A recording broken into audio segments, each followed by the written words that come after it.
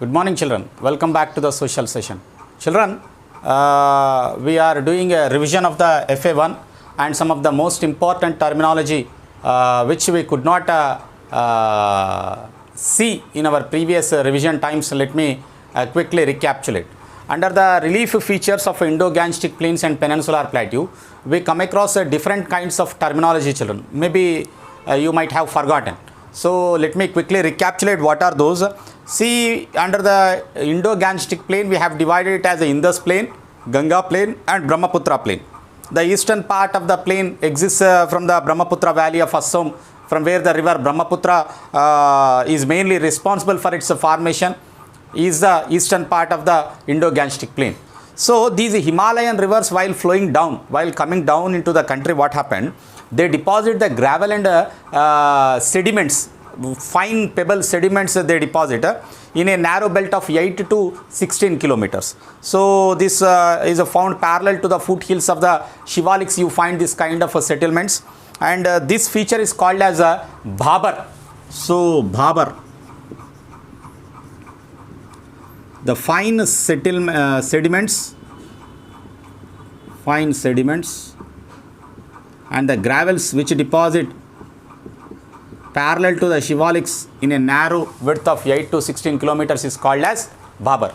And apart from that, this is a porous in nature. This Bhabar is a porous in nature, and small rivers and even the streams also flow underground through the Bhabar, and again they reappear in the lower areas and form a swampy and marshy region called Terai.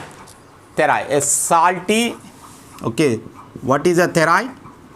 Terai is nothing but a marshy tract, a marshy and a swampy region is called as Terai. So Bhabar is a fine sediments or porous bedded nature, whereas Terai is a marshy and swampy region. So the region had a thick forest and a rich variety of wildlife. However, owing to the migration at the time of India's partition, large number of people got migrated. As a result of that, Terai zone has been completely cleared and agriculture got developed there.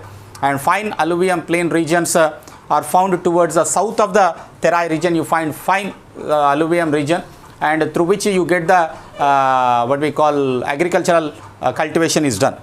And coming to the peninsular plateau region, this region is actually surrounded by sea on its three sides. The peninsular plateau region is completely surrounded by sea on its three sides, and it is mainly composed of old crystalline and hard igneous and metamorphic rocks. Please remember, it consists of old crystalline and igneous and metamorphic rocks are present in this plateau region, that is in peninsular plateau region. We also divided peninsular plateau into three: Malwa plateau, Deccan plateau and Chota Nagpur plateau.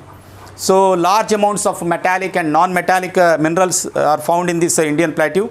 It has a broad as well as shallow valleys with rounded hills.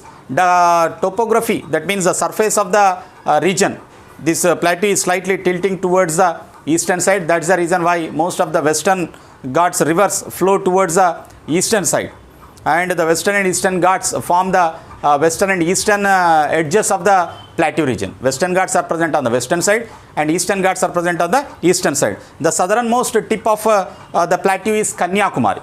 Please remember, children, this is very important. The southernmost tip of plateau, not India, the southernmost tip of the plateau, Indian plateau, that means the Deccan plateau, is Kanyakumari.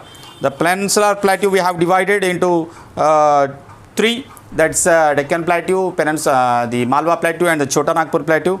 On the physical map of India, as you see, the south of the Indo-Gangetic plains is the Gangetic plains downside, that is southern side, we call it as Deccan plateau or the plateau region, and the division, that means the border of the plateau and as well as plateau towards the northern side and the plains towards the southern side is the Narmada river. That means Satpura ranges, Vindhyas and Satpuras form the boundary between the Deccan plateau and the Indo-Gangetic plain.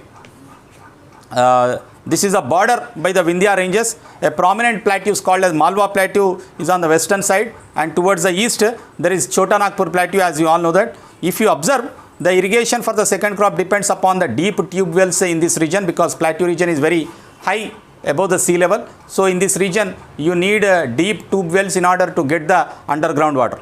The portion of the peninsular plateau lying to the south of Narmada, that is Narmada's downside, a triangle landmass, we call it as a Deccan Plateau, and Satpura ranges form the Deccan Plateau's northern range.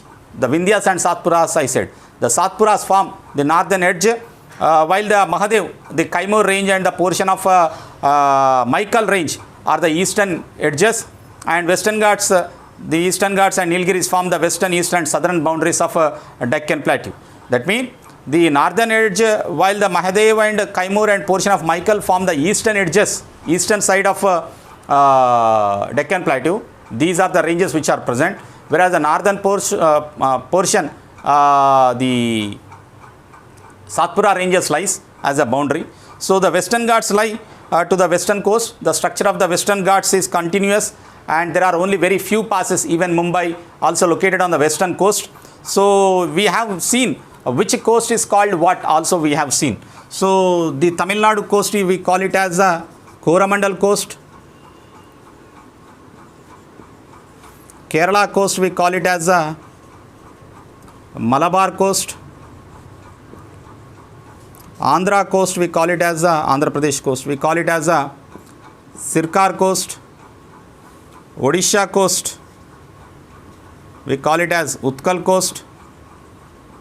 And Maharashtra and Goa coast, we call it as the Konkan coast. And Karnataka coast, we call it as the Canara coast. These are the coastal regions, of India, children.